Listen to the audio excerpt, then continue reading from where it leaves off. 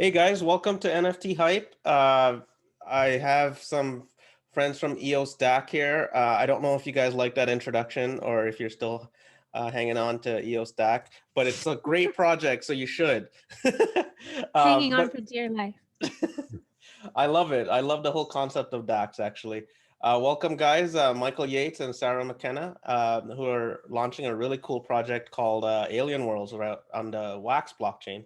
Mike, what do you know about this project? Oh, this is a project I've been following since they came out. It's very interesting.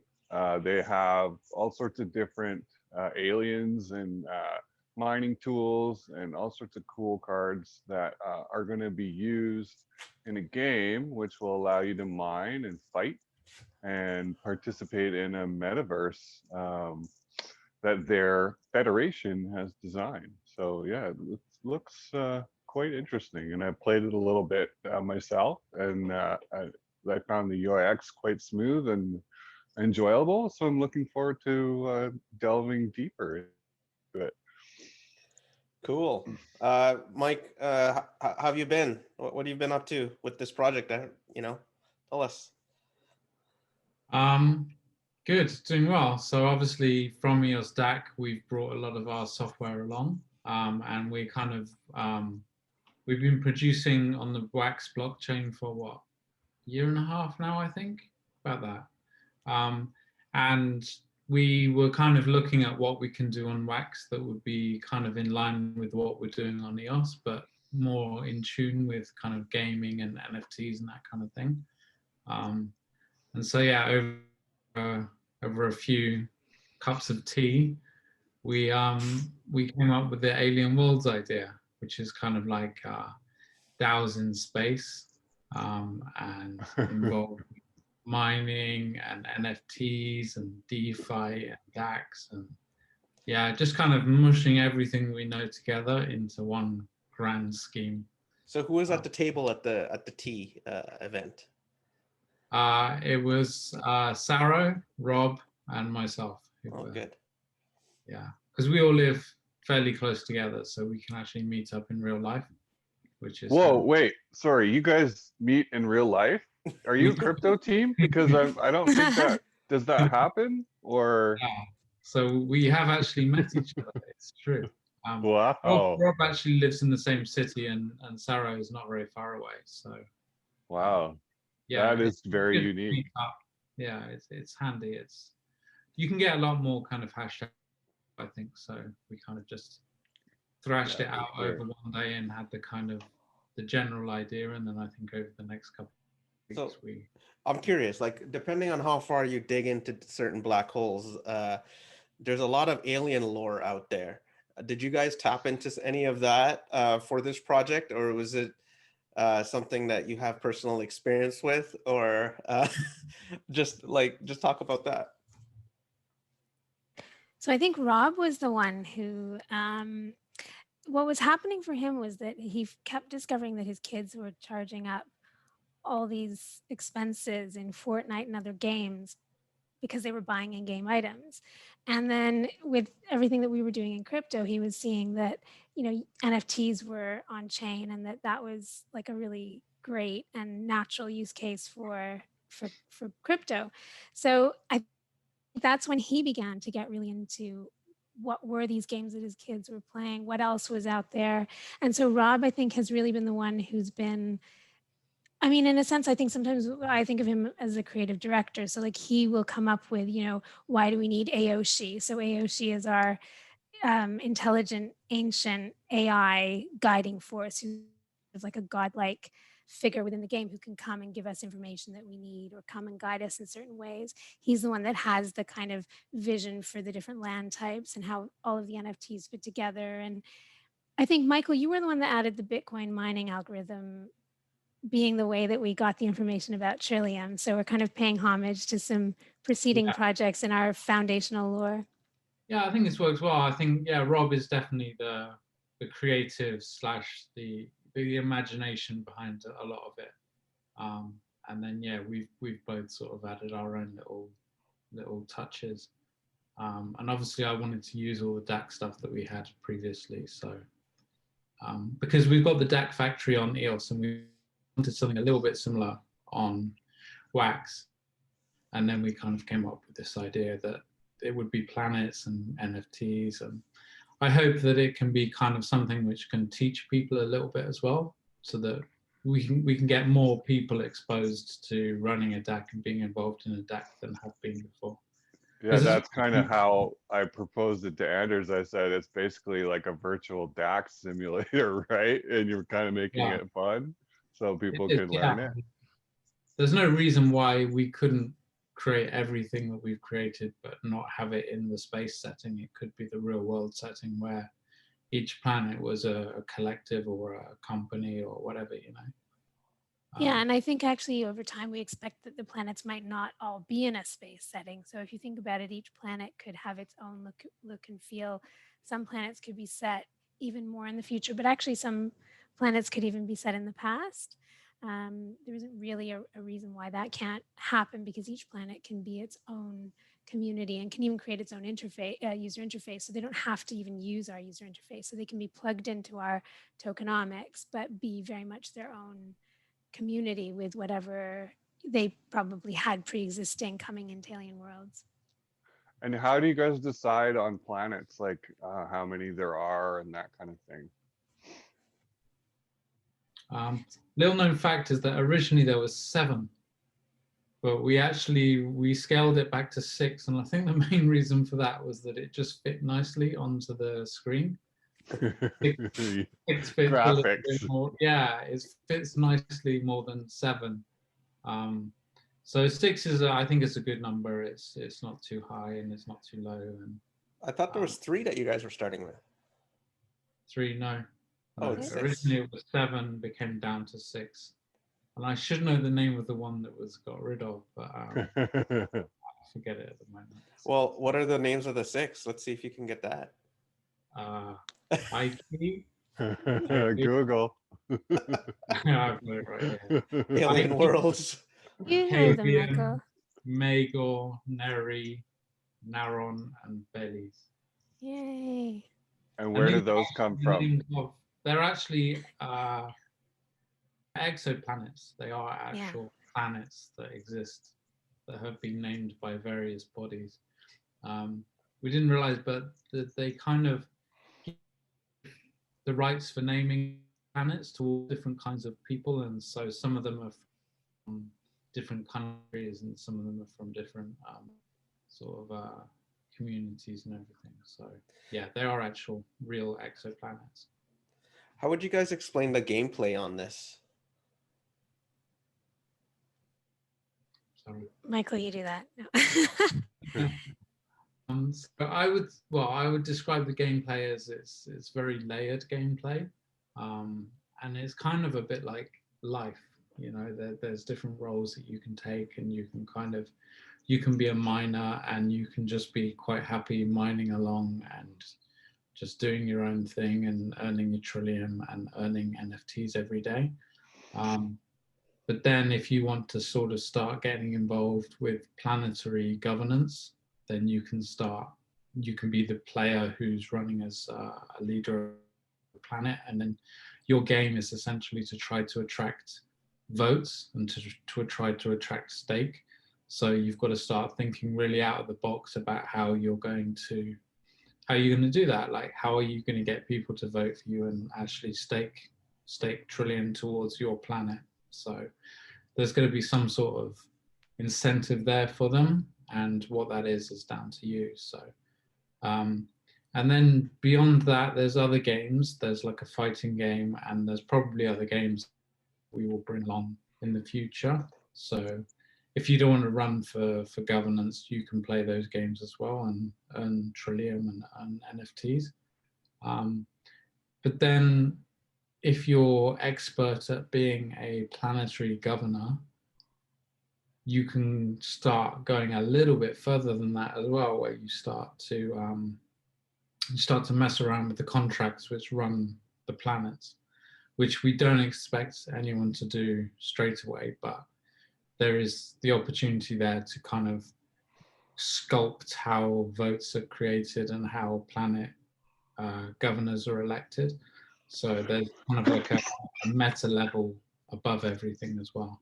So Cool. What is the incentive for the planetary governors? it seems to be mainly megalomania at the moment. There's a certain kind of so that would be like they can name the planet after themselves or something like that. We don't necessarily have a way to name the planet. I mean, you can call it whatever you like, but they will get to choose where a certain amount of Trillium goes. So each planet will receive a daily allowance of Trillium based on how much is staked to them. And then they get to decide what to do that entirely. So there should be quite a large budget available for them to play around with if they get enough people to stake to them. So it's kind of a circular game, you know. The more you get I would say, yeah, the tokenomics kind of encourage participation. I would say that the planetary governors will probably be trying to attract more stakers, because ultimately that's how they get Trillium coming to their planet. But how they do that will depend a little bit on what type of staker they're trying to attract, or what type of participant they're trying to attract to their planet. So you could have a planet that was primarily attracting people to stake to them by paying back rewards to those stakers, or you could have a planet that was primarily trying to encourage gaming on that planet. So gaming on a planet, what that means is that it either refers to mining happening with respect to land NFTs on that planet, or it has to do with players in a fighting game, for example, fighting nominated with that planet being their nominated planet that they're fighting on behalf of. So, and in each of those cases, the planet would get more rewards, so they would get more Trillium and NFTs with respect to the activity on their planet. So I think that the planetary governors will evolve different strategies to attract more people too. And then the other thing is, we might have planets where existing community from outside of the ecosystem, and in fact this is what we hope will happen, will come on board, and then that planet could actually essentially be running their own thing, using their Trillium flow to incentivize their own activities that they had prior to being part of Alien Worlds. So then will there be, I guess there'll be like a central battle dome or something like that where everyone fights on behalf of their planets? Because the way you worded it, it sounds like it's not happening on the planets themselves. Is that right? Yeah, so we have a Thunderdome where the battling will happen. Fighting is coming later on in our roadmap, so it's not the first functionality that's coming out. First will be the mining game, and then later on using minions, the minion NFTs and fighting. And that'll be kind of role play game based, like RPG style, or you guys have an idea of how that's going to be structured yet? We're still kind of working it out, but it's likely to be a card style fighting game. Yeah, it's going to be kind of similar to the ones we've seen before, like Dark Country and all of those others, but obviously Right. our own little twist, and maybe some Trillium and FT bonuses put in. Cool. Our games rely more on strategy than on like real-time skill. So, you know, to invest a lot in a UI that was kind of first person probably isn't the best use of our energy. So yeah, it would probably just be like turn-based and card-based. Yeah, I guess that's where the NFTs will come into play. Yeah. Yeah, we have weapons and we have minions who will be used in the fighting game. So we have 4 different types. We have minions, weapons, mining tools, and then land. And the mining tools are obviously used in the mining game, and the minions and the weapons are used in the fighting game. Can the minions be shine? Yeah. What's the benefit of that? Shining will increase the stats slightly, and guaranteed or potentially? Yeah. Okay. No, guaranteed. They all have a fixed figures for all their different attributes, and they are fixed for each shine level. Plus, you get a brand new image. So the ones we have now, if you've noticed, they're all static. But as we move up the the shining ranks, they become animated and have different effects on top of them as well. So Very cool. Like that. What is yeah, shining? shining is going to be very, very popular, I think, and that's going to launch soon after we launch the game. We're going to get shining going because yeah, it's just one of our most demanded after features, I think. I read that article too, and it seems like it's going to take quite a bit of mining to get enough Trillium to do all the shining that guys want to do. And these guys want to have it all done out of the gate. So it seems like there might be a bit of a rush on the Trillium. Yeah, that's why we're not launching it immediately. That's why we're having it a little bit later, because we want people to have the chance to mine enough Trillium. There's Trillium in our packs as well, the promo packs that have a single card. They have some Trillium in them and mining as well. So we're going to give people a little bit of time so that there isn't, you know, the have and the have-nots. We don't want one or two guys to have all the Trillium and therefore they're the only ones who can shine. So I don't think it's going to be so bad. We'll have some Trillium required for shining, which will increase as the level goes up, but it shouldn't be an onerous amount of Trillium. It shouldn't be So how much time then will you give people to mine before you guys open shining? Before we go there, can you guys explain what shining is? Yeah, so shining is where we take 4 cards and we combine them together to increase them to the next level of shine. So we have 4 levels of shine. The current cards which are out at the moment are all stone level, and then the next level is gold, and then the level above is stardust, and then antimatter. So 4 levels of cards, and each one requires 4 of the previous level. So antimatter cards require 64 of the base card, the stone card. So that's quite a lot, and they'll require a fair amount of Trillium. We haven't calculated that exactly, and I guess that's what we're gonna have to weigh up how much Trillium people have, and then how much we're kind of looking to burn, because we're looking to have a deflationary token, so we're looking to burn quite a lot of it over time, and one of those mechanisms for burning is the shining game. So when you burn the cards, you have to burn some Trillium as well? Yeah, Exactly. Okay. It's like 1,000 Trillium per shine, is that right? Or where do you get your numbers from? I don't know. I read the article, but Yeah, I can't. we do have. Did we put that in the article? Yeah. Yeah. I think it's not set in stone yet, but that's roughly the ballpark, I would say. Yeah. And that's based on memory too. Like I'm just.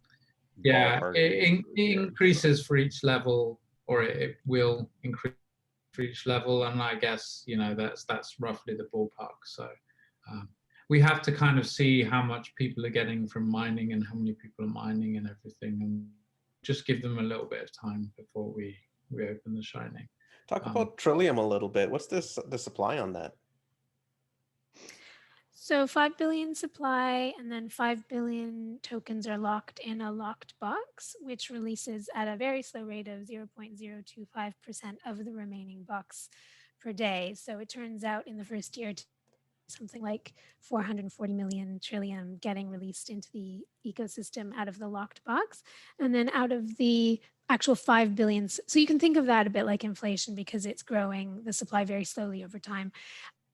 And we have a burning policy of a target of 50 to 60% burning out of that, what's being released out of the locked box, so that about half of that won't actually end up increasing supply, because it will be.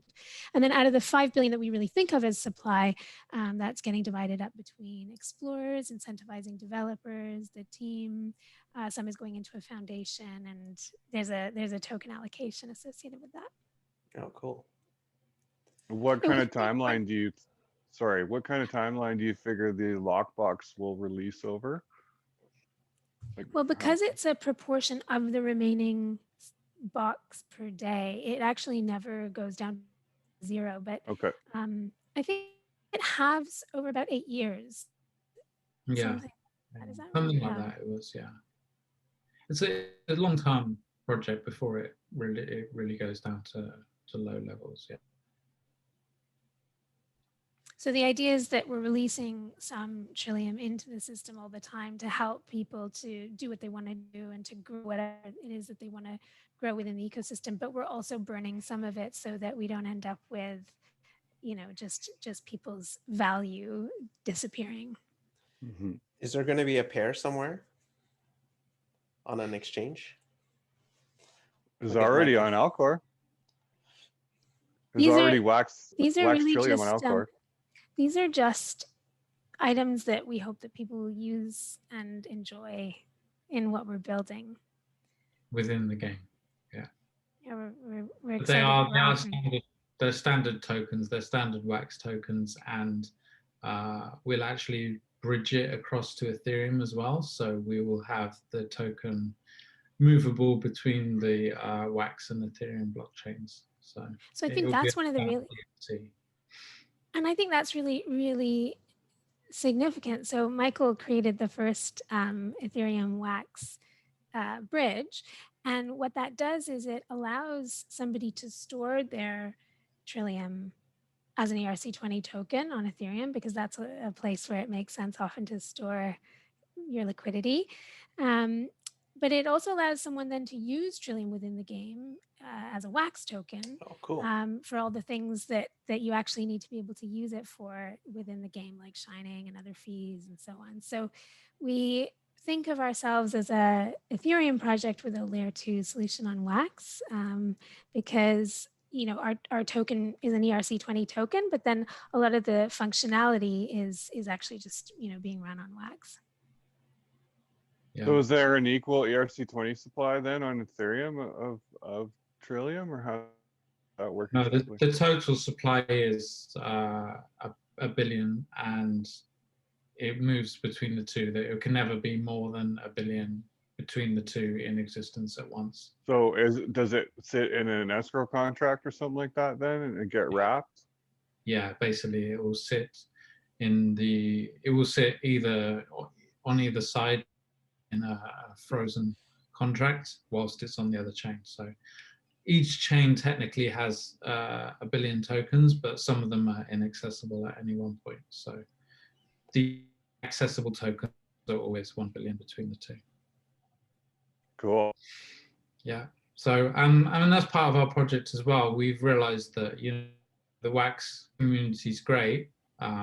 You know, we couldn't have done this without the wax community. Honestly, we couldn't have done it without being block producers on wax. But we need to bring in new people. So the Ethereum community is the one that we're going after primarily. And I think we can all agree with that for sure. Yeah, and obviously wax is a good place for dApps and to bring ETH people over to experience dApps. Yeah, and right? if people want to play the game, then really, you know, you can't be too fundamental about it. There's the fact that you can't play this game on Ethereum. You can't pay, you know, $2 to $5 for every time you mine some Trillium, because it's not very much Trillium anyway. You know, it's a small amount. So it has to have free transactions. It has to have this speed, which we have on wax. So yeah, I think we've done really well to reach out to the Ethereum people. We've had a Decentraland kind of, I don't know, what would you call it, like a portal or So basically, one of the Decentraland districts created a scene for us within their district, and people could go in a shooter game, and then when they did that, they could claim an airdrop.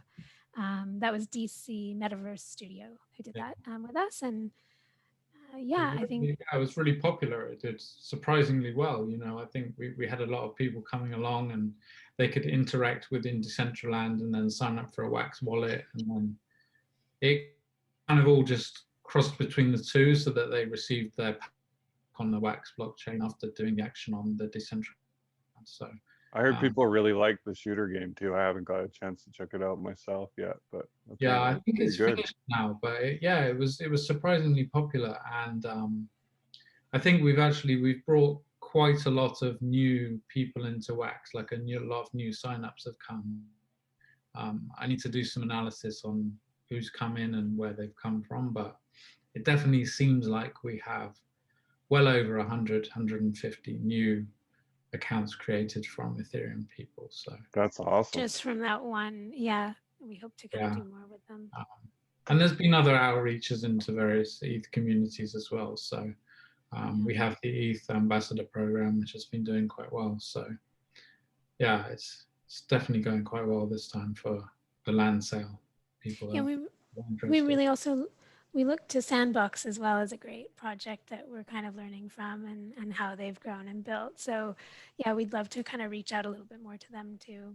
It's kind of interesting the way that, you know, a lot of projects have these components that are similar to ours. And in a sense, I'm not even sure how much we were looking at that when we devised the structure, but I think it kind of intuitively makes sense. So we have these DAO structures. I think in our case, what's different is that we have multiple DAOs rather than there being kind of like one DAO that everybody belongs to. And then we have a fungible token and we have non-fungible tokens. And then within the non-fungible tokens, we have the concept of land, which is a yielding non-fungible token. And it's, so I think a lot of other projects have also kind of, you know, naturally and also by design, you know, ended up segmenting their various like mechanisms and assets in that way, because it kind of makes sense. It allows people to participate in different ways. If you want to collect unique singular objects like NFTs, you can do that. And then you can grow a certain type of essentially commercial activity, in-game, you know, activity out of that. Or if you're kind of more interested in taking bigger positions in a fungible token and doing things like trying to take over a planet, you know, and being involved in that kind of governance, you can do that too. And I guess it suits people with different, you know, amounts of that they want to put in both in time and money. And it also kind of allows for different types of people to come in. So yeah, the Decentraland tie-up was really interesting. And I think we're looking forward to doing more of that kind of thing. Yeah. Cool. I'm going to actually bring up your latest Medium article about the land roadmap. Did you guys want to talk about that a little bit? Yeah, that'd be great. We're really excited to have published recently some further specificity on land and how that's going to end up working. So, Michael, did you want to talk a little bit about this, or shall I give a I little? think, yeah, I think you can. I think you're probably the best person to talk about this. Yeah, so we always had this concept, like I was explaining, of the locked box and the 440 million tokens in the first year that will come out of that, and that number declines over time. And one of the big kind of stakeholder units within the game are the planets. But it is possible that a planet might not always, that a planet's interests and the landowner's interests might not always exactly align. And so what we've done is we've allocated some of that daily allocation directly to landowners so that it doesn't all flow to the planets, but 80% of it flows to the planets and 20% of it flows directly to landowners. Of the 80% that flows to planets, some will, in fact, the majority of them will go to the mining game, which eventually benefits landowners because landowners charge a commission on mining yields that were mined on their own land. So we think, you know, landowners will get a lot of incentive coming to them through the planetary mechanism. We've also created a separate mechanism that landowners can benefit from, which is the daily Trillium allocation to landowners. Then over time, one of the things we're excited about is that landowners will be able to, so we talked about shining and how you can kind of level up your NFTs by investing more in them through the shining mechanism. We're excited to have kind of conceptualized a sort of corollary mechanism within land, which is the land rating, where landowners can purchase items that upgrade their land rating. And then through that mechanism, they can get more of the daily Trillium allocation to landowners. So they can invest in terraforming and other other in-game mechanisms and items that increase their payout associated with their land. And then later on in the land roadmap, we also have a concept of landowners having a window. And from that window, they can offer things into the metaverse. So they can either offer services that are tied into the tokenomics and the economy of the metaverse, or they can just offer whatever else it is that they want to offer using their window as their showcase. So an example of a service that a landowner might be able to provide over time would be something like a hospital or a forgery. So you can imagine that through the fighting game, players minion NFTs or weapon NFTs would get damaged, or the person or the minion might get hurt, and then they need to heal by going to the hospital, and that brings their NFT back up to the minion NFT back up to its full level. Or similarly with weapon or a mine tool, it also go to the forgery to get sharpened or to get put back to their default level after having been diminished through some kind of activity. So we see landowners as over time having like, I guess, first mover advantage, or a place within the ecosystem that can't be replicated by anything else, because in order to offer these services, you have to be a landowner, and in order to have a window into our UI, you have to be a landowner.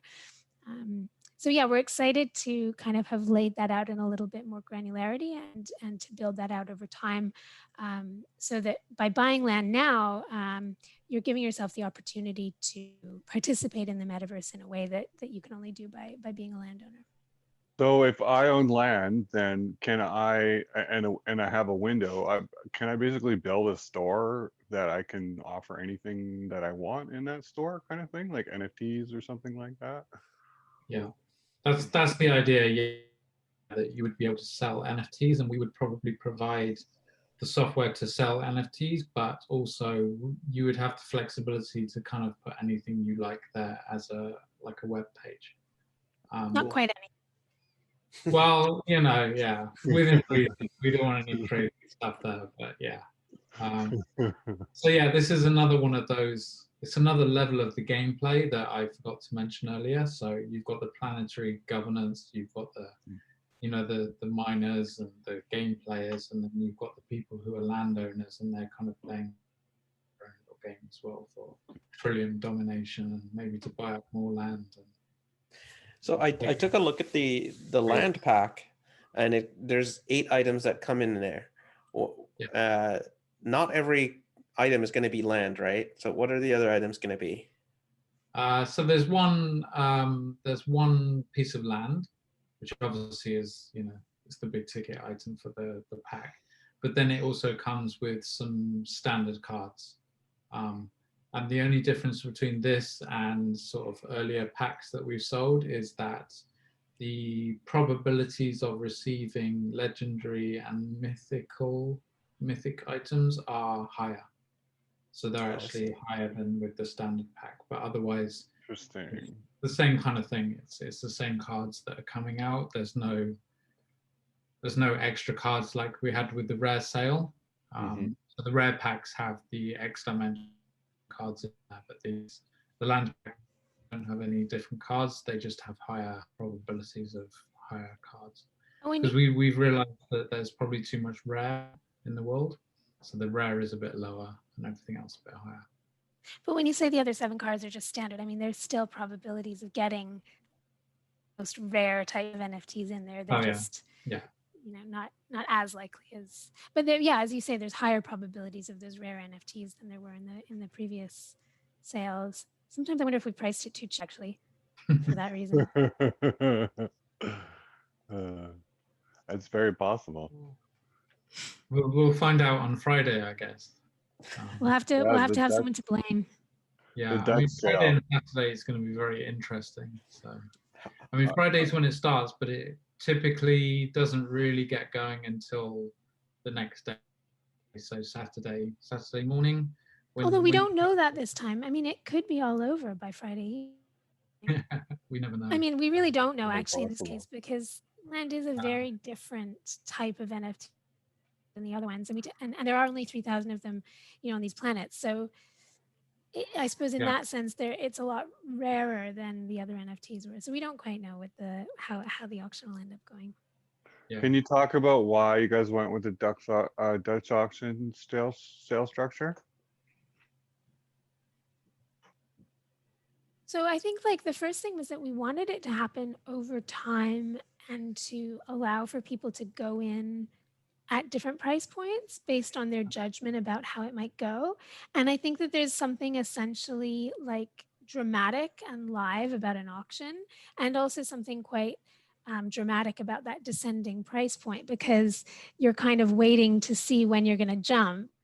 And depending on how you're gauging other people, you might jump earlier or later. So I think we wanted it to be with enough time that people could kind of get their act together, and it wouldn't be the case that they woke up one day and said, "Oh my God, it's over," kind of thing. Like if it had only been a couple of hours, that might have meant that some people would just not be able to participate. So we wanted to make it long enough that people in different time zones could participate and so on, but also go through a wide enough range of prices that, you know, as the market moved in one direction or another, we were covering those different price points and people could kind of choose where they wanted to come in at.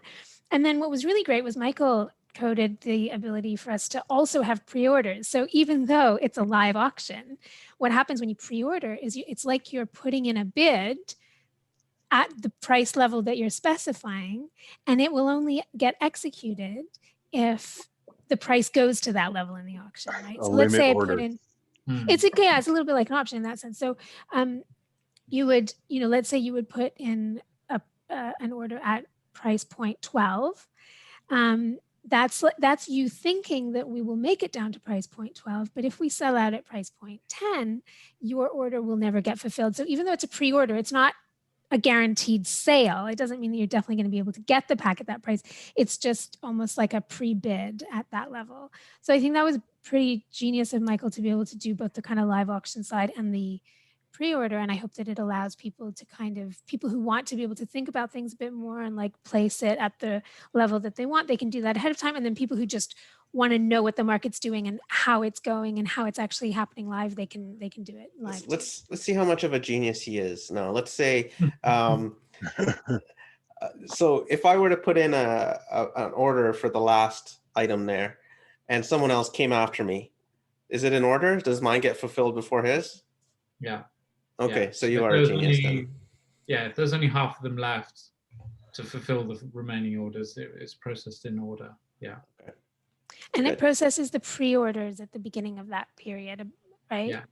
Yeah. So the pre-orders get processed, but the actual real orders can't get processed until all the pre-orders are cleared.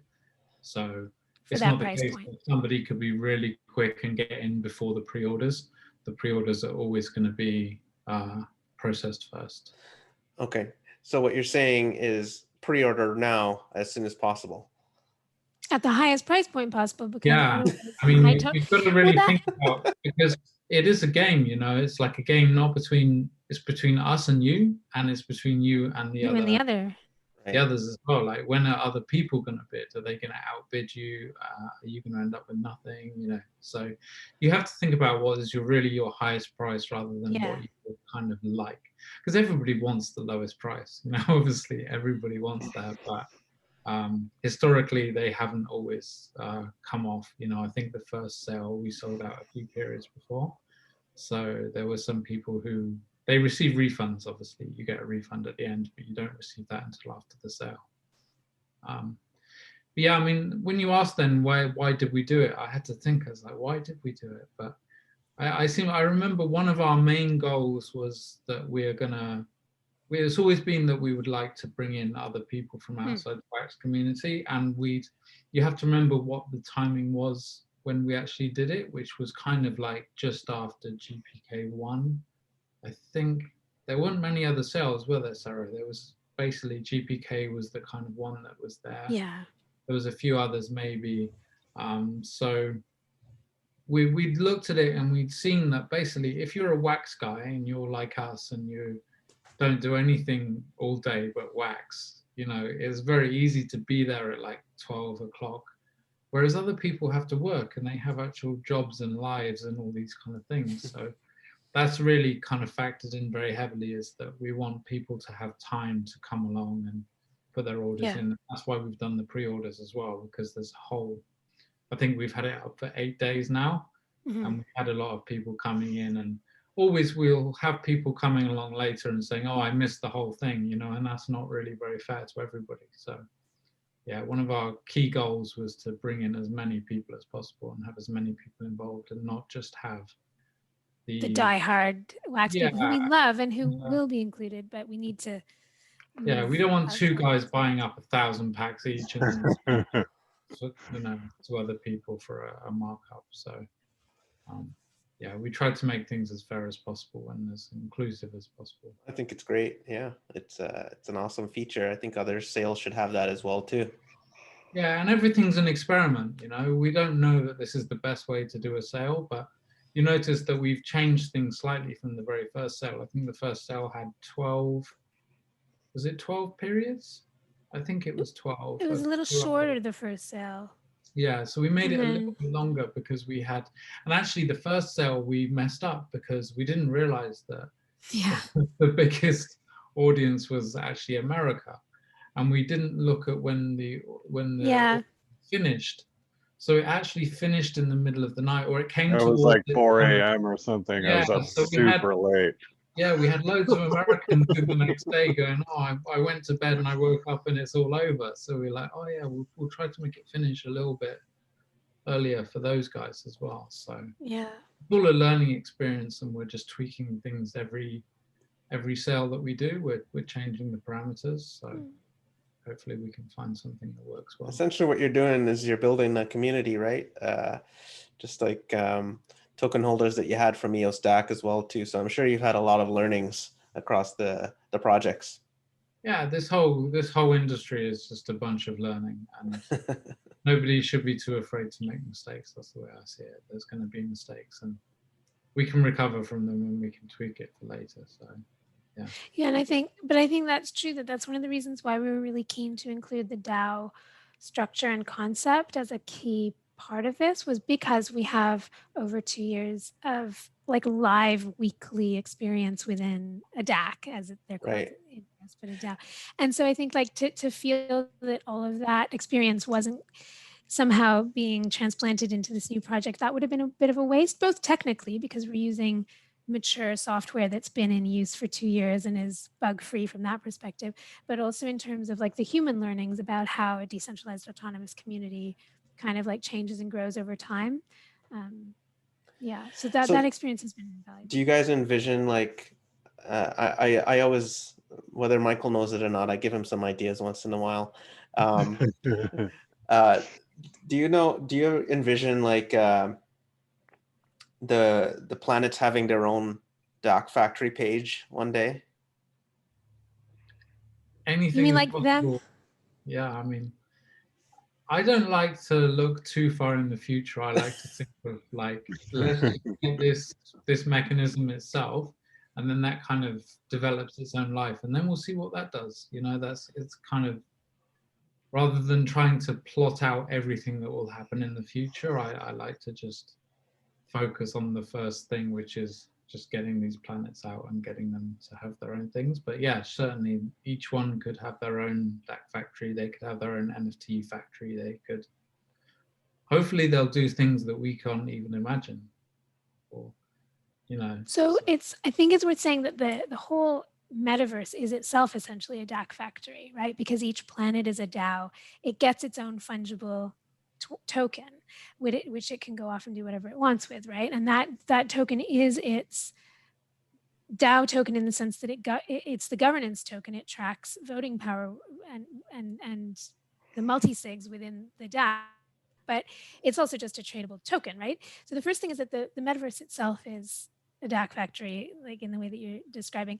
But yeah, I think it's worth saying that I think maybe more than being a DAC factory, each planet probably would end up becoming an NFT factory, because I can totally see each of the communities wanting to make use of the functionality, the interoperable NFT creation stuff that Michael's going to be bringing on stream, that then allows them to create an NFT that has a certain like baseline standard within the metaverse, so that one planet that creates an NFT, it wouldn't be like too highly powered versus other NFTs that other planets are creating. Or if it were, the other planets wouldn't necessarily have to recognize those NFTs within their own like native gameplay, right? So there's definitely an interoperability piece that you then can create within a metaverse. So I do think the planets being able to issue NFTs that are recognized by other planets is a very likely way that this will unfold. And just going back to the fungible token, the differences, so you can think of each planetary token as kind of like the EOS DAC token, which is used for voting for the custodians of the DAO. But the difference with this is that each planetary token is backed by the Trillium. And that backing doesn't have to be one-to-one. So we were building in a mechanism where you can increase the backing of each token in Trillium based on the income to the planet. So we're not going to go into this too much now because it's a bit more like second level advanced planetary governance stuff. But yeah, it's going to be quite interesting when the planets start making their token more valuable than the other planets and offering these extra incentives to come into planets early and stake in early. Well, Yeah, so you can think of the trillium that flows to each planet as a liquidity pool in itself. And then as the custodians decide to back their fungible DAO token with more trillium, then their DAO token would increase in its backing. So this is definitely going to be a mechanic that custodians of the planets will likely make use of to attract more stakers to their planet and then to recognize those stakers with something of value. So land sale starts December 4th. What time? 1 p.m. UTC. And pre-orders are open now.